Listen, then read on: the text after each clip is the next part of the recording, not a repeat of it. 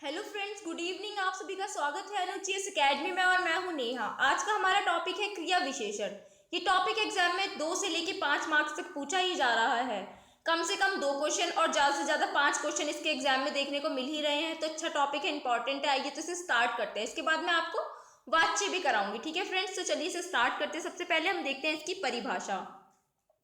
जिस शब्द से क्रिया विशेषण तथा अन्य क्रिया विशेषण शब्दों से विशेषता प्रकट हो उसे क्रिया विशेषण कहते हैं। ये जो परिभाषा है बुक से ली गई है, हार्ड है, समझ नहीं आई होगी। चलो तो सरल शब्दों में बताती हूँ मैं आपको क्या होता है क्रिया विशेषण। ऐसा शब्द जो क्रिया की विशेषता बता दे वो क्या होगा, हमारा क्रिया विशेषण होगा। समझ में आया?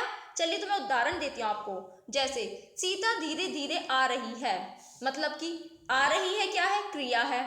आना क्रिया ही तो है, मैंने आपको पढ़ाया था। ठीक है, कैसे आ रही है, तरीका क्या है उसका, मतलब किस तरीके से आ रही है, धीरे धीरे आ रही है। विशेषता ही तो है धीरे धीरे आना उसकी। तेज आती तो तेज विशेषता होती, पर यहाँ की विशेषता इसकी धीरे धीरे। तो क्रिया के आगे क्या लगी हुई है, इसकी विशेषता लगी हुई है।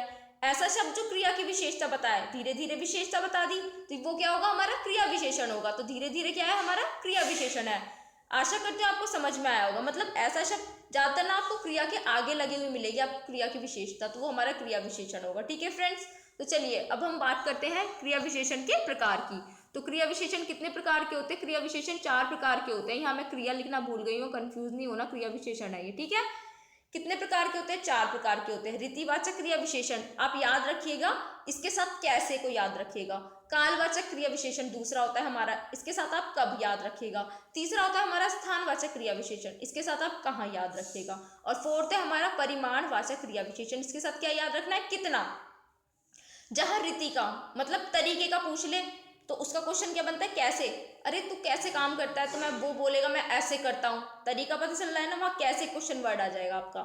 जहां कालवाचक मतलब टाइमिंग का पता चले, वहां कब ही तो क्वेश्चन लगेगा, क्वेश्चन वर्ड। जहां स्थान का पूछे तो स्थान के लिए तो कि यार तू कहाँ है, कहाँ वर्ड लगेगा, याद रखिएगा। और फोर्थ है हमारा परिमाणवाचक क्रिया विशेषण, इसके लिए आपको ये याद रखना कितना। परिमाण याद करने के लिए आपको क्या याद रखना, कितना। ठीक है, तो आपको ये याद रखना है, आपको आसानी कर देगा पहचानने में। ठीक है, चलिए आइए हम बात करते हैं सबसे हमारी रीतिवाचक की। रीतिवाचक क्या होता है? जहां पर तरीके के बारे में बताया जाता है वो क्या होता है, हमारा रीतिवाचक क्रिया विशेषण होता है। कैसे? धीरे धीरे। कैसे वर्ड मैंने आपको बताया था ना ऊपर, रीतिवाचक के साथ आपको क्या याद रख लेना है, कैसे वर्ड। कैसे का जहां आंसर मिल रहा है ना, समझ जाइए रीतिवाचक है। तो मैं बोल दूं कि तू कैसे आया, तो वो बोलेगा यार मैं धीरे धीरे आया। या मैं बोल दूं कि तू कैसे कपड़े पहनती है, तो बोलेगी मैं ऐसे कपड़े पहनती हूँ, दिखाकर मुझे बोल रही है। ठीक है, अब मैं बोल दूं कि तू कैसे रास्ते से आया है, वो बोला अरे यार मैं तो गलत रास्ते से आ गया। ठीक है, मतलब मुझे पता नहीं था, गलत रास्ता से आ गया, लंबा पड़ गया मुझे तो बहुत ज्यादा। ठीक है, तो यहाँ पे क्या है, आपको कैसे का आंसर मिल रहा है, समझ गए होंगे फ्रेंड्स। ठीक है, अब हम बात करते हैं हमारे कालवाचक विशेष क्रिया विशेषण की। तो ये क्या होता है, जो शब्द कार्य के होने का समय के बोध कराए, मतलब ऐसा शब्द जो टाइमिंग के बारे में बता दे, वो क्या होगा, हमारा कालवाचक होगा। जैसे कि मैंने सेकंड में क्या दिया था आपको, कालवाचक के साथ कौन सा वर्ड दिया है, कब का। जहां आपको कब का आंसर मिले, जैसे कि देखिए आजकल, अभी, आजकल, सदैव, रात भर, हर दिन, प्रतिदिन। अब मैं बोल दूं कि क्या कहते हैं, तू कब ट्यूशन जाता है, या मतलब तू मतलब कब ट्यूशन जाता हूँ, कहेगा भाई यार मैं तो प्रतिदिन ही जाता हूँ, मैं नहीं लेता एक दिन भी दिन की छुट्टी, मैं तो रोज ही जा रहा हूँ, मतलब प्रतिदिन ही जा रहा हूँ या हर दिन ही जा रहा हूँ ट्यूशन। तो यहाँ पे टाइमिंग का पता चल जा रहा है आपको कि वो कब जा रहा है। या अगर मैं ये बोल दूं कि क्या कहते हैं, तू कब आ रहा है मेरे घर, या मैं अपनी सहेली को बोल दूं तू कब आएगी मेरे घर, तो वो बोलेगी मुझे कि यार मैं तो कल आऊंगी तेरे घर। टाइमिंग का पता चल रहा है ना, कब। ठीक है, तो मम्मी बोलेंगी, मेरी मम्मी बोले तू खाना कब खाएगी, मैं बोलूँ मम्मी अभी खा रही हूँ बस। ठीक है, तो ये क्या है, हमारे टाइमिंग का बोध करा रहे हैं। समझ गए होंगे फ्रेंड्स आप। अब इसके बाद हम बात करते हैं थर्ड वाचक की। ठीक है, तो वो हमारा कौन सा होता है, स्थानवाचक क्रिया विशेषण। ये क्या होता है, जो शब्द क्रिया के स्थान या दिशा का बोध कराए। मतलब ऐसा शब्द स्थान का है तो आपको पता चलना चाहिए स्थान या दिशा का। ठीक है, बोध करा रहा है, वो कौन सा होगा, हमारा स्थानवाचक होगा। जैसे कि दाएं बाएं, इधर उधर, ऊपर नीचे, चारों ओर, अंदर बाहर। इसका क्वेश्चन वर्ड क्या था, इसका क्वेश्चन वर्ड था कहाँ। कहाँ की बात आएगी तो हम स्थान की जगह की तो बताएंगे कि यहाँ। अब मेरी मम्मी बोले तू कहाँ है, मैं बोलूंगी मम्मी मैं तुम्हारे दाएं ही तो हूँ, तुम्हारे दाएं हूँ, ऐसे बोल दें। या ऊपर से आवाज दे रही है बहन कि है कहाँ, तो मैं बोलूंगी तू ऊपर है बहन, मैं तो नीचे हूँ, इस तरीके से। ठीक है, तो ये वर्ड है जो आपको आंसर करेंगे। ठीक है, कहाँ वर्ड का आंसर करेंगे। तो इनको आप याद रखिएगा, ये आपको पहचानने में आंसर करेंगे, ठीक है।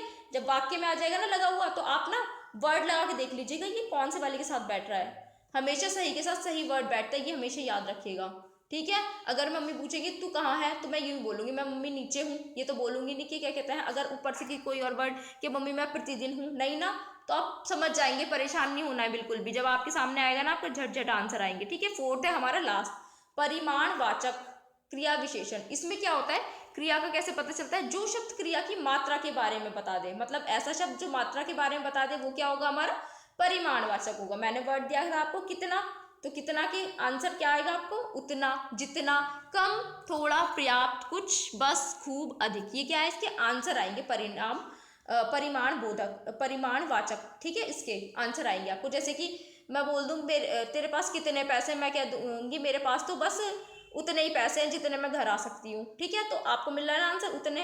या क्या कहते हैं, ये कहते कि तू कितना खाती है, यार मैं तो थोड़ा सा ही खाती हूँ, ठीक है।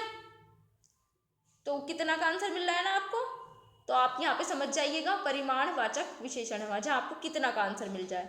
आशा करती हूँ आपको समझ आया होगा। एक क्वेश्चन ना मैंने क्वेश्चन दिया, उसमें भी आपको वहाँ पे आंसर पूछेंगे, वहाँ बताएंगे आपको, ठीक है। चलिए अब हम बात करते हैं, हमारा सेकंड टॉपिक जो है वाच्य है। वो आपकी पता है क्रिया विशेषण खत्म हो गई है, क्रिया विशेषण कुछ भी नहीं है, बहुत छोटा सा टॉपिक था। चलिए अब हम बात करते हैं वाच्य की। वाच्य क्या होती है, कर्ता या कर्म के भाव के अनुसार क्रिया का प्रयोग वाच्य कहलाता है। मतलब चलो वो आपको बताती हूँ। कर्ता, कर्म या भाव के अनुसार, यहाँ तीन दे रखे हैं मैंने प्रकार। वाच्य के कितने प्रकार है, तीन है। कौन सा है, कृत, कर्म और भाव, वही तीनों पर नाम देख रहे हैं आप। तो क्या है, कृतवाच्य, कर्मवाच्य, भाववाच्य। वाच्य के तीन प्रकार होते हैं, याद रखिएगा। पहला है हमारा कृतवाच्य, क्रिया के जिस रूप से वाक्य के उद्देश्य क्रिया के कर्ता का बोध हो, उस वाक्य को क्या कहते हैं, कृतवाच्य कहते हैं। और इसमें क्या होता है, कर्ता ही प्रधानता होती है। मतलब कृतवाच्य वो होता है जिसमें कर्ता के बारे में बात की गई है और उसी की प्रधानता शो कर दी गई है। देखिए बच्चा खेलता है, खेल तो रहा है पर कौन, बच्चे के बारे में बात कर दी है ना, यहाँ कोई थर्ड पर्सन या सेकंड पर्सन नहीं दिखा ना, तो बच्चा खेलता है, ये हमारा कृतवाच्य है। यहाँ पे क्या है, किसकी बात कर दी, करने वाले की, करने वाला कौन है, बच्चा है, और उसी को ही प्रधानता दे दी है, ठीक है। अब सेकंड होता है हमारा कर्मवाच्य। ये क्या होता है, क्रिया के जिस रूप से वाक्य का उद्देश्य का कर्म प्रधान हो, मतलब ऐसा रूप जिससे कर्म की प्रधानता हो रही है, काम की प्रधानता हो रही है, उसे क्या बोलेंगे हम, कर्मवाच्य होंगे। आम खाया जाता है, काम क्या हो रहा है, आम खाया जा रहा है, और तो कोई प्रधानता शो नहीं की है, कर्म की प्रधानता दिखा दी है यहाँ हमें, समझ गए होंगे आप वाक्य से ही, ठीक है। आम खाया जाता है। अब हम बात करते हैं हमारे थर्ड की, भाववाच्य की। तो ये क्या होता है, क्रिया के जिस रूप से वाक्य का उद्देश्य केवल भाव ही जाना जाए, मतलब ऐसा शब्द जिससे, जिस रूप से, मतलब ऐसा रूप जिससे क्या कहते हैं, क्रिया का भाव ही जाना जाए, वो क्या होगा, हमारा भाववाच्य होगा, ठीक है। और यहाँ पे क्या होता है, कर्ता या कर्म की प्रधानता नहीं होती, ना तो कर्ता, कर्ता कौन होता है, करने वाला, कर्म जो काम हो रहा है वो, इन दोनों की प्रधानता नहीं होती, भाव को माना जाता है बस। उसने खाया कि नहीं, उससे खाया ही नहीं गया, यहाँ पे क्या है, कर्म जो करने वाला है वो नहीं, जो क्या कहते हैं काम हो रहा है वो नहीं, यहाँ पे क्या है, भाव, फीलिंग क्या आ रही है, यार उससे खाया ही नहीं गया, ठीक है। यहाँ पे क्या भाव क्या आ रहा है, खाया ही नहीं गया, ये भाव आया है यहाँ पर, ठीक है। सेंटेंस को पढ़कर आप समझ रहे हैं, ठीक है। तो यहाँ पे भी आप इसे भाववाच्य को समझ गए होंगे। चलिए तो इसके बाद मैं आपके लिए लेकर आई हूँ कुछ इंपॉर्टेंट क्वेश्चन, ठीक है। चलिए इन्हें स्टार्ट करते हैं इंपॉर्टेंट क्वेश्चन। तो चलिए क्वेश्चन स्टार्ट करते हैं हम। पहला क्वेश्चन है हमारा, आप भले आए, इस वाक्य में भले क्या है। तो भले जो वर्ड है वो हमें बताना क्या है। तो आप सबसे पहले देखिए, ऐसा शब्द जो क्या कहते हैं, क्रिया की विशेषता बताए, क्या होगा वो हमारा क्रिया विशेषण होगा। आना क्या है, आप भले आए, मतलब आना क्या है, यहाँ पे क्रिया है, क्रिया की विशेषता क्या है बता रहा है, भले, मतलब आप अच्छे आए, तो क्या हो गया यहाँ पर हमारा क्रिया विशेषण है। तो क्या है, यहाँ पे हमारा संज्ञा भी नहीं है, सर्वनाम भी नहीं है, भले विशेषण भी नहीं है, तो क्या होगा, क्रिया विशेषण होगा। कैसे, संज्ञा, आपको पता है संज्ञा पढ़ा चुकी हूँ, व्यक्ति वस्तु का नाम संज्ञा होता है, तो भले संज्ञा होने से रहा। सर्वनाम भी नहीं होगा, क्योंकि जो संज्ञा की जगह पे यूज किया जाए, जैसे नेहा, नेहा की जगह मैंने मैं यूज कर लिया है, तो मैं यहाँ पे सर्वनाम होगा, तो सर्वनाम भी नहीं है। और विशेषण, विशेषता बताने वाला शब्द विशेषण तो होता है, पर लेकिन क्रिया के आगे जो विशेषता बता रहा है वो क्या होगा, हमारा क्रिया विशेषण होगा, है ना। और आंसर तो मैंने बता दिया, आंसर तो आप लोगों के लिए छोड़ना था मेरे को। चलो कोई नहीं, आगे पूछ लूंगी मैं, तो आप इसका आंसर टिक कर लीजिएगा, क्रिया विशेषण है, ठीक है फ्रेंड्स। सेकंड क्वेश्चन, क्रिया विशेषण के प्रकार माने गए हैं। तो कितने प्रकार माने गए हैं क्रिया विशेषण के, 4 प्रकार माने गए हैं। किसके, आधार पर, ये अर्थ के आधार पर ही माने जाते हैं। पर इसका जो आंसर है ना, क्रिया विशेषण के प्रकार 4 तो है, इन चारों के नाम ना आप मुझे कमेंट बॉक्स में कमेंट करेंगे, ठीक है। मैं वेट करूंगी, बिल्कुल मुझे चाहिए कमेंट बॉक्स के अंदर, बिल्कुल मैं भी देखना चाहती हूँ तैयारी कितनी चल रही है आप लोगों की, तो कमेंट बॉक्स में आने चाहिए आपके आंसर।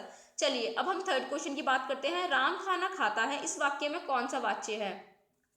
तो अब देखिए, राम खाना खाता है, यहाँ पे क्या हो रहा है, खाना खाया जा रहा है, ठीक है।